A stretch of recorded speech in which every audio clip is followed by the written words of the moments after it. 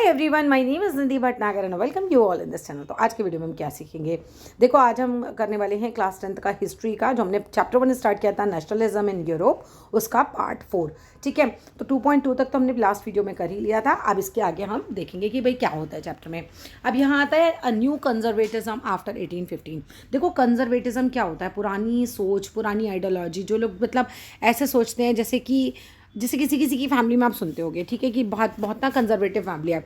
तो conservative families कैसी होती हैं, जो ये समझती हैं कि कई बार लड़कियों को क्यों ही अधिकार देने, या ये पढ़ के क्या करेंगी, या बेटा ही पैदा होना चाहिए, है ना। पुरानी सोच वाले जैसे कह सकते हैं ना कि पहले जो है वो पति ही खाना खाएगा, पत्नी बाद में ही खाती है, जीन्स क्यों पहननी है लड़कियों को, है ना, साड़ी में ही रहना चाहिए, पल्ला करना चाहिए, बहुत सारी ऐसी चीज़ें होती हैं। तो इस तरह की जो पुरानी सोच वाले लोग होते हैं ना, उनको बोलते हैं कंजर्वेटिव्स। ठीक है, कि वो क्या है भाई, थोड़े रूढ़िवादी हैं, कंजर्वेटिव्स हैं, पुरानी सोच वाले हैं। तो 1815 में कंजर्वेटिज्म कैसे आता है ये पढ़ते हैं। देखो, following the defeat of Napoleon in 1815 European governments were driven by the spirit of conservatism. अब क्या होता है, पहले तो क्या हो रहा था, नेपोलियन जो होता है ना, फ्रांस के बाद वो क्या करता है, अलग अलग जगह जाता है और यूरोप में अलग अलग जगह के राजाओं को हराता है। हराने के बाद उनकी जगहों पर कब्जा करता है। लेकिन एक टाइम ऐसा आता है जबकि नेपोलियन को भी, जो वहाँ के राजा हैं यूरोप में अलग अलग जगह के, वो जो हैं हरा देते हैं। ठीक है, अब नेपोलियन हारा। नेपोलियन कब हारता है, 1815 में हारता है। अलग अलग राजाओं के द्वारा इसको हराया जाता है यूरोप के। अब इसके बाद यूरोपियन जो गवर्नमेंट्स होती हैं वो driven by the spirit of conservatism. इसके बाद जो भी राजा होते हैं वो एक्चुअली उनकी सोच कैसी होती है, कंजर्वेटिज्म से प्रभावित होती है, मतलब कि उन लोग की पुरानी सोच होती है। वो क्या चाहते हैं, तो conservatives believe that established traditional institutions of state and society, जैसे कि मोनार्की, चर्च, सोशल हायरार्कीज, यानी कि ऊंच नीच समाज में, प्रॉपर्टी, लोगों का प्रॉपर्टी पर अधिकार, या फिर फैमिली शुड बी प्रिजर्व्ड। मतलब इन लोगों की सोच यही थी कि जो पुराना चला आ रहा था ना, जैसे नेपोलियन ने जो चीज़ें ख़त्म करी थी वो चीज़ें वैसे ही चलाओ। जैसे चर्च के लोगों को एक्स्ट्रा अधिकार थे तो वही चीज़ वैसे चली। मोनार्की, क्योंकि इसने मोनार्की वाला सिस्टम ख़त्म किया था, ठीक है, इसने राजाओं को उनकी गद्दी से हटाया था, तो उसने कहा नहीं, राजाओं को वापस गद्दी पर बैठाया जाए, ऊंच नीच समाज में नहीं होनी चाहिए। नेपोलियन ने किया था। लेकिन ये लोग जो वापस से बने राजा, तो इन लोगों ने क्या कहा कि नहीं भाई, जैसे समाज में ऊंच नीच होती थी, ये ऊंची जात का है, ये नीची जात का है, ये सब होना चाहिए, इन लोगों के हिसाब से सब होना चाहिए, और फैमिली वाला कॉन्सेप्ट भी होना चाहिए। तो ये सब चीज़ें प्रिजर्व रहनी चाहिए। मोस्ट कंजर्वेटिव्स जो थे, however, did not propose a return to society of pre revolutionary days. अब बहुत सारे लेकिन कंजर्वेटिव्स जो थे वो ये नहीं चाहते थे कि जो पहले रेवोल्यूशन से, फ्रांस में जो इतना बड़ा रेवोल्यूशन हुआ, फिर उसके बाद यूरोप में इतने सारे रेवोल्यूशन हुए, है ना, तो उनके पहले बिल्कुल जैसी स्थिति थी वैसी ही स्थिति हो, ऐसा नहीं वो चाहते थे। ठीक है, तो क्या है, बहुत सारे जो कंजर्वेटिव्स थे वो क्या नहीं चाहते थे कि भाई पूरी सोसाइटी वापस से वैसी रिटर्न हो जाए, नहीं, वो ऐसा नहीं चाहते थे। रादर दे रियलाइज्ड, वो क्या रियलाइज करते थे, from the changes initiated by Napoleon, the modernization could in fact strengthen traditional institutes like monarchy। तो वो क्या चाहते थे कि भाई मॉडर्नाइजेशन जो है, जो नेपोलियन ने किया है, वो क्या कर सकता है भाई, वो स्ट्रेंथ भी दे सकता है ट्रेडिशनल इंस्टीट्यूशंस को। तो सारी चेंजेस वो नहीं चाहते थे कि वापस से वैसे ही हो जाएं। मतलब ठीक है, बहुत सारी चीज़ें जो नेपोलियन ने की, इन्होंने उनमें बदलाव किया और जैसे पहले थी वैसे ही करी। लेकिन बहुत सारी चीज़ें इन्हें ये समझ में आया कि नेपोलियन ने ठीक भी करी हैं। तो ठीक है, उन्होंने कहा कि नहीं भाई, इस तरीके से तो स्ट्रेंथ बढ़ेगी। किसकी बढ़ेगी भाई, हमारे ट्रेडिशनल इंस्टीट्यूट्स की, जैसे कि मोनार्की की। तो इन्होंने कहा कि उसको जो है वो वैसा ही रहने दो। It could make state power more effective. इस तरह से पावर जो है स्टेट की बहुत ज़्यादा इफेक्टिव हो सकती है और स्ट्रॉन्ग हो सकती है। अ मॉडर्न आर्मी है, एफिशिएंट ब्यूरोक्रेसी है, जैसे आप क्या नहीं होते, IAS PCS वगैरह होते हैं, ऐसे एफिशिएंट ब्यूरोक्रेसी है, डायनामिक इकोनॉमी है ना, और द एवोल्यूशन ऑफ फ्यूडलिज्म है। उनको भी सही लग रहा था कि हाँ ठीक है, सामंतवाद जो होता है वो ठीक है, ख़त्म हो गया, सर्वडम, दास प्रथा खत्म होती है। तो ये सबसे क्या होगा, स्ट्रेंथन होंगे ऑटोक्रेटिक मोनार्कीज होते यूरोप में। तो मतलब नेपोलियन के जो भी चेंजेस थे वो सबको वापस रिटर्न नहीं किया गया था। इन 1815 representatives of the European powers, जैसे कि ब्रिटेन है, रशिया है, प्रुशिया है एंड ऑस्ट्रिया है, वो एट कलेक्टिवली डिफीटेड नेपोलियन। इन देखो किस किस ने हराया था, ये इंपॉर्टेंट क्वेश्चन आ जाता है। तो ब्रिटेन ने, रशिया ने, प्रुशिया ने और ऑस्ट्रिया ने, इन चारों लोगों ने मिलकर, ठीक है, इनके जो भी मतलब लीडर्स होंगे, यहाँ के जो भी राजा वाजा होंगे, उन्होंने मिलकर कलेक्टिवली नेपोलियन को हराया था। और ये क्या होते हैं, यूरोपियन पावर्स के, नहीं, इन्होंने नहीं हराया था, हाँ ये इन्हीं लोगों ने तो हराया था। ठीक है, इन 1815 रिप्रेजेंटेटिव्स ऑफ यूरोप पावर्स जो होते हैं, जैसे कि ब्रिटेन के, रशिया के, प्रुशिया के एंड ऑस्ट्रिया के, सारे कलेक्टिवली कहाँ मिलते हैं, इन्होंने हराया था, कलेक्टिवली डिफीटेड नेपोलियन। और ये मिलते हैं कहाँ पर, वियना में मिलते हैं।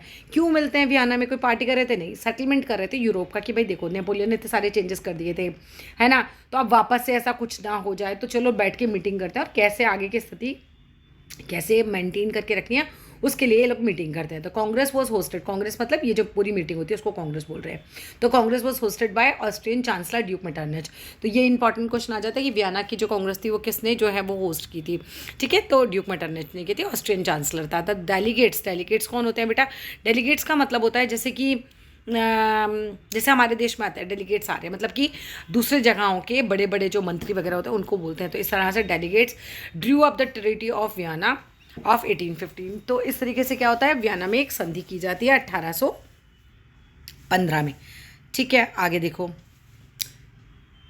With the object of undoing most of the changes. अब इनका ऑब्जेक्ट क्या था कि क्यों मिले थे यहाँ पर, ये चाहते थे कि जितने भी चेंजेस नेपोलियन ने किए हैं ना, बहुत सारे चेंजेस को वो अनडू करना चाहते थे। कि भाई क्यों बैठे थे, जैसे कि आपको बताएंगे आगे। देखो, changes that had come about in Europe during the Napoleonic Wars. और बहुत सारे नेपोलियन के साथ जब युद्ध होते थे तो नेपोलियन जो भी जगह जीतता था वहाँ पे वो चेंजेस लाता था। तो ये उन चेंजेस को अनडू कर रहे थे, मतलब एक तरीके से बदलाव कर रहे थे उनके अंदर ही। जैसे कि एक एग्जाम्पल दिया है Bourbon dynasty which had been deposed during French revolution. तो जो बर्बन डायनेस्टी थी ना उसके राजा को हटा दिया गया था। कब? नेपोलियन ने हटाया था। जब नेपोलियन ने युद्ध लड़े थे ना उससे, तो बर्बन डायनेस्टी के राजा को वहाँ से हटाया गया था उसकी गद्दी से। तो उनकी पावर जो थी, उन राजाओं की पावर जो थी, बर्बन डायनेस्टी के राजा जो थे उनकी पावर को रिस्टोर कर दिया गया, यानी कि उनको वापस से गद्दी पर बिठाया गया। In France lost the territories it has annexed under Napoleon. और फ्रांस ने क्या करा था, the Bourbon dynasty which had been deposed during the French revolution was restored to power and the France lost the territory it has annexed under Napoleon. और France ने भी क्या किया था भाई, बहुत सारी जो जगहें थी भाई नेपोलियन के टाइम पर, नेपोलियन आता था, युद्ध लड़ता था और उसने अपने कब्जे में ले रखी थी, ठीक है ना। उनको भी क्या कर दिया गया था, एक तरीके से नेपोलियन के कब्जे से छुड़ा लिया गया था। नेपोलियन हार गया जब। And France was the territory it has annexed under Napoleon, जो उसने अपने कब्जे में ली थी। तो वहाँ पर क्या होता है, a series of states were set up on the boundaries of France. तो बहुत सारे ना फ्रांस की बाउंड्री पर स्टेट बना दिए थे जिससे कि फ्रांस आगे फैलने की दोबारा कोशिश ना करे, जैसे कि नेपोलियन ने किया वैसा कुछ ना हो, to prevent French expansion in future. तो भाई वो नहीं चाहते थे, जो आपकी बार राजा जो थे, जो सारे बैठ के वियना की संधि कर रहे थे, ये नहीं चाहते थे कि देखो फ्रांस का ही तो था ये नेपोलियन हमारा। नेपोलियन ने सारे राजाओं को हराया, उनकी गद्दी हथिया ली एक तरीके से। अब वापस से जब इन्होंने नेपोलियन को हरा दिया तो अब ये नहीं चाहते कि फ्रांस का कोई भी बंदा इस तरीके से फ्रांस को आगे बढ़ाने की कोशिश करे। अब कोई राजा कहीं की जगह को जीतता है तो उसे अपनी टेरिटरी में मिला लेता है, तो फ्रांस का आगे कोई एक्सपेंशन ना हो फ्यूचर में। तो उन्होंने इस तरीके से क्या किया कि फ्रांस की जो बाउंड्री थी वहाँ पर अपने अलग अलग स्टेट बना दिए थे। फिर क्या होता है, दस the kingdom of the Netherlands which included Belgium, जो किंगडम था, राज्य था नीदरलैंड का जिसमें बेल्जियम भी आता, वो सेटअप इन द नॉर्थ। अब इसको कहाँ कर दिया गया था, सेटअप नॉर्थ में कर दिया था। And Geneva was added to Piedmont in south. Geneva को कहाँ ऐड किया गया था, पिडमॉन्ट में, साउथ में। Prussia was given the important new territories on the western front. Prussia को क्या किया गया था, इंपॉर्टेंस दी गई थी। प्रशिया काफ़ी इंपॉर्टेंट था, न्यू टेरिटरी बना था वो, कहाँ पे, वेस्टर्न फ्रंटियर्स में। जबकि Austria was given the control to north Italy. Austria का कंट्रोल किसको दिया गया था भाई, नॉर्थ इटली को दिया गया था। ये जो सारी चीज़ें हैं ना, ये आपको बिल्कुल याद करनी पड़ेंगी भी कौन सी डायरेक्शन में था। But the German Confederation of 39 states that has been set up by Napoleon. लेकिन जो जर्मन कॉन्फेडरेशन बना था ना 39 स्टेट्स का, जो नेपोलियन के टाइम पे बनाया गया था, वो उसको जो था वो अनटच छोड़ दिया गया था। In the east Russia was given the part of Poland. East में क्या किया था, रशिया का जो पार्ट था वो पोलैंड को दिया गया था, वाइल प्रशिया का जो पार्ट था वो किसको दिया गया था, सेक्सोने, ठीक है। Portion of Prussia was given a portion of Saxony. Prussia को सेक्सोने का पार्ट दिया गया था। The main intention was to restore the monarchy. सब इनका पूरा मेन इंटेंशन यही था कि भाई राजाओं को वापस उनकी गद्दियाँ दे दी जाएँ, जो जैसे पहले था वैसा ही कर दिया जाए। That had been overthrown by the Napoleon, है ना, नेपोलियन ने गद्दी से हटाया था तो इनको इनके राज्य वापस दे दिए जाए। And create a new conservative order in Europe. और वापस यूरोप में क्या किया जाए, एक कंजर्वेटिव ऑर्डर जो है मतलब एक तरीके से क्रिएट किया जाए। कंजर्वेटिव्स रिजीम सेटअप इन 1815 वो ऑटोक्रेटिक। अब जो भी कंजर्वेटिव्स थे 1815 में जो थे वो ऑटोक्रेटिक थे। ऑटोक्रेटिक का मतलब क्या होता है कि भाई बिल्कुल निर्कुंज थे, इनके ऊपर किसी का, देखो राजा जो होते थे वो निर्कुंज होते थे ना, ऑटोक्रेटिक ही होते थे, यही पढ़ा है हमने। तो इनके ऊपर किसी की चलती नहीं थी। They did not tolerate criticism dissent. और पता है ये लोग जो कंजर्वेटिव्स थे ये बिल्कुल भी बर्दाश्त नहीं करते थे कि कोई इनकी बुराई करे, है ना, क्रिटिसिज्म या फिर डिसेंट, है ना, असहमति। डिसेंट का मतलब होता है असहमति, कि जो ये बोले उस पर सबको सहमत होना ज़रूरी है, असहमत आप नहीं हो सकते थे, ये लोग ऐसे थे। एंड सॉट टू कर मतलब क्या करना चाहते थे भाई, ये कुचल देना चाहते थे, एक तरीके से दबाना चाहते थे किस चीज़ को, activities that questions the legitimacy of autocratic governments. और वो ऐसी एक्टिविटीज़ को दबा देना चाहते थे जो क्वेश्चन करती है किसके ऊपर, इनकी लेजिटिमेसी पर, इनके एक अधिकार पर, एक तरीके से, है ना, इनकी वैधता पर, हम कह सकते हैं कि ऑटोक्रेटिक गवर्नमेंट। तो कि जैसे मान लो कि कोई लोग ये ना बोले, ये लोग ये चाहते थे कि भाई तुम वापस से राजा क्यों बन गए, या तुम्हारे पास इतने अधिकार क्यों हैं, तुम ही इतने अमीर क्यों हो। ये ऐसी कोई भी एक्टिविटी अगर कोई करने की कोशिश करता था, कोई भी इनके खिलाफ आवाज़ उठाने की कोशिश करता था, तो उसको क्या कर दिया जाता था, उसको दबा दिया जाता था। वापस से समझो कि दे डिड नॉट टॉलरेट, दे कौन, कंजर्वेटिव्स, जो अभी राजा बन के बैठेंगे, ये नहीं चाहते थे कंजर्वेटिव्स लोग कि कोई भी इनको क्रिटिसिज्म करे, कोई इनकी बुराई करे, या फिर इनसे डिसेंट यानी कि इनसे असहमत हो। और ये सॉट टू कर भी, यानी कि सॉट टू कर मतलब ये दबा देना चाहते थे एक्टिविटीज़ को, दैट क्वेश्चन, जो भी एक्टिविटीज़ सवाल पूछती हैं इनकी वैधता पर, कि भाई ऑटोक्रेटिक गवर्नमेंट जो है वो वैध कैसे हैं, लीगल कैसे हैं, ठीक है। Most of them imposed censorship law. तो अब देखो इन्होंने सेंसरशिप लॉ लगा दिया ज़्यादातर ने। सेंसरशिप लॉ का मतलब क्या हो गया कि भाई आप इनके खिलाफ कुछ छाप ही नहीं सकते, है ना। तो पब्लिक की आवाज़ एक तरीके से दबाने के लिए सब कुछ किया जा रहा है। सेंसरशिप लॉ में क्या होता है कि आपको मान लीजिए इनके बारे में कुछ भी लिखना है तो आप इनसे पूछ के लिखेंगे, तो ये थोड़ा ना कहेंगे हमारी बुराई लिख दो, ठीक है। तो सेंसरशिप लॉज लगा दिए गए थे to control what was said in newspapers, books, plays and songs में, and reflected the idea of liberty and freedom. जो भी चीज़ें आइडिया ऑफ फ्रीडम के बारे में, लिबर्टी के बारे में थी, उन सबको दबा दिया जाता था, ठीक है। आगे देखो, associated with the French revolution, the monarchy of the French revolution nonetheless continued to inspire liberals. One of the major issue taken by the liberal nationalism was criticized the new conservatives order was freedom of press. अब देखो यहाँ पर क्या होता है, अब ये देखो इसी लाइन से कंटिन्यू करते हैं। And reflected the idea of liberty and freedom, कोई भी चीज़ जो लिबर्टी और फ्रीडम को रिफ्लेक्ट करे, एसोसिएटेड विद फ्रेंच रेवोल्यूशन हो, तो उसको ये नहीं चाहते थे कि मतलब कुछ भी वापस से ऐसा लिखा जाए जैसे कि फ्रांस में रेवोल्यूशन हो गया था ना भाई, लोगों ने ऐसा पढ़ा, अपने अधिकारों के बारे में पढ़ा, तो क्रांति वगैरह हो गई थी। तो ये नहीं चाहते थे कि ऐसा कुछ भी छपे अब दोबारा। The memory of France revolution nonetheless continued to inspire liberals, लेकिन लिबरल्स के दिमाग में तो फ्रेंच रेवोल्यूशन की मेमोरी अभी चली रही थी, वो तो रुकी ही नहीं थी। उन लोगों को तो लग ही रहा था कि नहीं ये राजा वाजा गलत है ना। जो लिबरल्स थे वो तो स्वतंत्रता चाहते थे ना इन लोगों से, और कंजर्वेटिव्स क्या चाहते थे, अपना अधिकार चाहते थे, पुरानी सोच चाहते थे, वापस से मोनार्की सिस्टम चाहते थे, वापस से चर्च चाहते थे, फैमिली चाहते थे, ठीक है। तो one of the major issue जो लिबरल नेशनलिस्ट ने उठाया था वो यही था कि कंजर्वेटिव्स ऑर्डर को जो है वो क्रिटिसाइज़ किया जाए कि नहीं आप गलत हो, अब हमें आपके शासन की ज़रूरत नहीं है, आपको ज़रूरी अधिकार, जैसे जो अधिकार हमें मिले हैं आपको उनसे ज़्यादा अधिकार क्यों मिले हुए हैं, या आप कैसे हम पर शासन कर सकते हो। तो ये सब चीज़ें जो थी ये लिबरल लोग जो थे वो चाहते थे कि मतलब कंजर्वेटिव्स को हटाया ही जाए, बेसिकली इनका यही था। और बहुत ज़्यादा इंपॉर्टेंट चीज़ें चाहते थे कि फ्रीडम ऑफ प्रेस होनी चाहिए, यानी कि हम जो चाहें वो लिख सकें, हमें इस चीज़ के लिए रोका ना जाए, क्योंकि कौन रोकता है, जिसके मन में चोर होता है, राइट। अब ये वाला भी इसी वीडियो में कवर कर लेते हैं। 2.4 भी, the revolutionaries during the years of following 1815। अगर हम बात करते हैं 1815 के जो आगे के ईयर्स, मतलब नेपोलियन के मरने के बाद के ईयर हम कह सकते हैं, या हारने के बाद, नॉट मरने के बाद, हारने के बाद, the fear of repression drove many liberal nationalist underground. अब क्या होता है, कंजर्वेटिव्स ने, जो लिबरल नेशनलिस्ट थे ना, जैसे समझो कि ब्रिटिश सरकार ने जैसे कि हमारे क्रांतिकारियों को पकड़ पकड़ के बंद नहीं कर देते थे जेल में और उनको सजाएं नहीं देते थे, तो ऐसे लिबरल नेशनलिस्ट के साथ भी किया जा रहा था। किसके द्वारा, कंजर्वेटिव्स के द्वारा। तो उनको बहुत ज़्यादा दबाने की कोशिश करी थी। तो ये लोग सब अंडरग्राउंड हो गए, सामने आएंगे तो इनको जेल में डाल दिया जाएगा। Secret societies sprang up in many European state. तो अब देखो खुल के तो कर नहीं सकते, तो इन लोगों ने क्या किया, सीक्रेट सोसाइटीज़ बना ली थी, और वहाँ पर ये ट्रेंड करते थे रेवोल्यूशनरी क्रांतिकारियों को, एंड स्प्रेड देयर आइडियाज़। जैसे क्रांतिकारी हमारे देश में नहीं थे, छिप छिप के नए नए लोगों को अपने ग्रुप में शामिल करते थे, उनको क्रांति के लिए उत्साहते थे, है ना, उनको बोलते थे कि भैया ऐसे करना चाहिए, ब्रिटिश गलत करे, ये सब। तो इस तरह से ये सब होने लगा था। टू बी रेवोल्यूशनरी, क्रांतिकारी होने का मतलब क्या था, at this time meant a commitment to oppose monarchical forms. अगर आप क्रांतिकारी हैं उस समय, तो आपका काम क्या था कि आप जो भी ये राजा वाजा है ना, मोनार्कियल फॉर्म्स हैं, इनको क्या करें, आप इनको ना माने, एक तरीके से इनको अपोज करें, इनका विरोध करें। मतलब आप अगर क्रांतिकारी तो उस समय आपका क्या काम था कि आप इस सिस्टम का विरोध करें, ठीक है। Monarchical form that had been establish after the Vienna Congress. और ये जो सिस्टम आया, मोनार्कियल फॉर्म्स आई थी, ये वियना के कांग्रेस में, जो वियना कांग्रेस हुई थी उसी के बाद आई थी। उसके पहले नेपोलियन ने सारा मोनार्कियल सिस्टम को हटा दिया था, ठीक है। अब and to fight for liberty and freedom, और रेवोल्यूशनरी जो थे इनका काम और क्या था कि स्वतंत्रता के लिए लड़ाई करें, है ना, लिबर्टी के लिए लड़ाई करें, फ्रीडम के लिए लड़ाई करें। Most of these revolutionaries also saw the creation of nation states, और बहुत सारे जो रेवोल्यूशनरीज थे उन्होंने देखा नेशन स्टेट का creation as a necessary part of the struggle for freedom. वो क्या चाहते थे बहुत सारे क्रांतिकारी कि हाँ भाई नेशन स्टेट तो बनने ही चाहिए, राजा वाला सिस्टम नहीं चाहिए, बाउंड्री होनी चाहिए, हमारे द्वारा इलेक्टेड गवर्नमेंट होनी चाहिए, सारा सिस्टम होना चाहिए। One such individual was the Italian revolutionary Giuseppe Mazzini.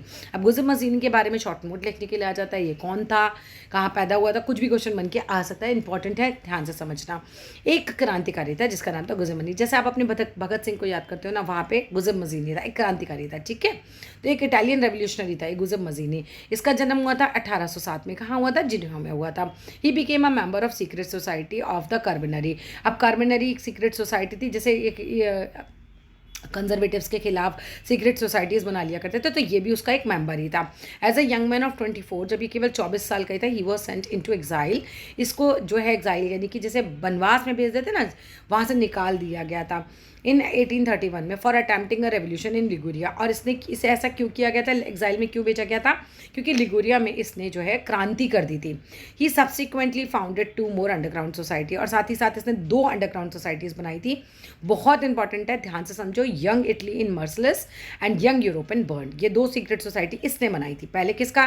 कार्बनरी का ये मेंबर था, लेकिन बाद में इसने अपनी 2 बनाई थी, ठीक है। Whose members were like minded young man from Poland, France, Italy and German state. अब इसके मेंबर कौन थे जो इसने सीक्रेट सोसाइटी बनाई? तो उसमें जो सदस्य थे वो कौन लोग थे? लाइक माइंडेड मतलब जिनकी सोच एक जैसी थी, जो चाहते थे कंजर्वेटिव राजा उसको हटाना, वही कंजर्वेटिव्स को हटाना वही थे, है ना, मोनार्कियल सिस्टम को हटाना वैसे ही लोग जो ये चाहते थे कि राजा वाजा हम ना रहे, है ना, नेशन स्टेट बने। तो कहाँ के लोग थे ये? पोलैंड के, फ्रांस के, इटली के और जर्मनी के। तो जो भी पोलैंड के लोग या फ्रांस के लोग या इटली के या जर्मनी के जो यंग लोग थे वो ये चाहते थे कि भाई एक तरीके से राजा वजा हटा दिए जाएं। तो उन्होंने क्या किया, इसकी सीक्रेट सोसाइटीज़ ज्वाइन कर ली। अब मजीनी बिलीव यानी गुज़म मजीनी जो थे वो बिलीव करते थे God has intended nations to be the natural units of mankind, कि भाई गॉड जो है, ये जो नेशन स्टेट वाला आइडिया एक तरीके से वो तो गॉड के द्वारा ही है। मतलब एक तरीके से भगवान भी क्या चाहते हैं, ईश्वर की मर्जी के अनुसार ही राष्ट्र मनुष्य की प्राकृतिक इकाई है। नेचुरली तो राष्ट्र होनी चाहिए, मोनार्कियल सिस्टम नहीं होना चाहिए। ये नहीं होना चाहिए कि एक को तो बहुत सारे अधिकार मिले और दूसरे को बिल्कुल कोई अधिकार ही ना मिले। सो Italy could not continue to be the patchwork of smaller states and kingdom। अब इसकी वजह से वो क्या चाहते थे कि इटली जो है ना पैचवर्क ना रहे। देखो गुज़िप मज़ीनी ये चाहता था कि इटली ना यूनाइट हो जाए। इटली क्या था, बहुत ही छोटी छोटी जगहों में बटा हुआ था, ऐसे ऐसे पैचवर्क था, ठीक है। तो ये चाहते थे गुज़िप मज़ीनी कि भाई ये ना पूरा मिला के एक कर दिया जाए हम। So Italy could not continue to be patchwork of some small state and kingdoms. छोटी छोटी जगहों पर राजा का शासन था, तो इस तरह से इटली बना हुआ था। ऐसी जर्मनी था, जर्मनी बहुत ज़्यादा जगहें थी। It had to be forged into a single unified republic within the wider alliance of nation। तो ये यही चाहते थे कि एक तरीके से इटली को यूनिफाई कर दिया जाए। गुज़िप मज़ीनी का मेन यही था कि इटली को यूनिफाई कर दिया जाए और नेशन बना दिया जाए। अलायंस ऑफ नेशन मतलब राष्ट्रों का व्यापक गठबंधन हो जाए, है ना, सब जो है नेशंस बन जाएंगे। The unification alone could be the basis of Indian liberty. अब वो इटालियन लिबर्टी, तो कहते थे यूनिफिकेशन से ही क्या होगा, लिबर्टी आ जाएगी, राजाओं से मुक्ति मिल जाएगी, प्रॉपर गवर्नमेंट बन जाएगी। Following this model secret societies बनने लगी। कहाँ पर? जर्मनी में, फ्रांस में, स्विट्ज़रलैंड में, पोलैंड में, सब जगह जो थे वो इस तरह की सोसाइटी बनने लगी। मजीनी रेंटलेस अपोजिशन टू मोनार्की। मजीनी जो था रेंटलेस मतलब एक तरीके से रिलेंटलेस मतलब एक तरीके से लगातार। तो लगातार मजीनी क्या करे जा रहा था भाई, विरोध किए जा रहा था। किसका विरोध किए जा रहा था? मोनार्की सिस्टम का, ठीक है। और उसका विज़न यही था कि डेमोक्रेटिक रिपब्लिक्स जो हैं वो आए। फ्रिटेंड अब इस तरह के पता क्या हुआ, डेमोक्रेटिक रिपब्लिक्स थे, एक तरीके से ये डर गए कंजर्वेटिव्स। होता ही है ना, जब बहुत ज़्यादा, जैसे ब्रिटिश के खिलाफ भी बहुत ज़्यादा क्रांतिकारी सड़कों पर होता रहे थे, जब बहुत ज़्यादा क्रांति होने लगी थी तो ब्रिटिश को भी एक तरीके से डर लगने लगा था। तो इसी तरीके से ये भी होता है कि जो डेमोक्रेटिक रिपब्लिक्स थे इससे फ्रिटेंड हो गए थे conservatives. Metternich described him as the most dangerous enemy of our social order. तो मेटरनिच ने, ड्यूक मेटरनिच ने गुज़िब मजीनी के बारे में कहा था कि ये सबसे ज़्यादा भयानक एनिमी है हमारे सोशल ऑर्डर के लिए। ठीक है, ये ध्यान से अच्छे से पढ़ लेना और पिक्चर्स को भी अच्छे से कर लेना। गुज़िब मजीनी है and founding of young Europe in burn 1833 में। ठीक है, तो ये अपनी सीक्रेट सोसाइटी बना रहा है, कागज़ वगैरह साइन कर रहा है। चलो नेक्स्ट पेज पे आओ। अब ये जो है द एज ऑफ रेवोल्यूशंस, ये हम करेंगे नेक्स्ट वीडियो में। वीडियो अच्छा लगे तो लाइक करना, शेयर करना, चैनल को सब्सक्राइब करना। Thank you.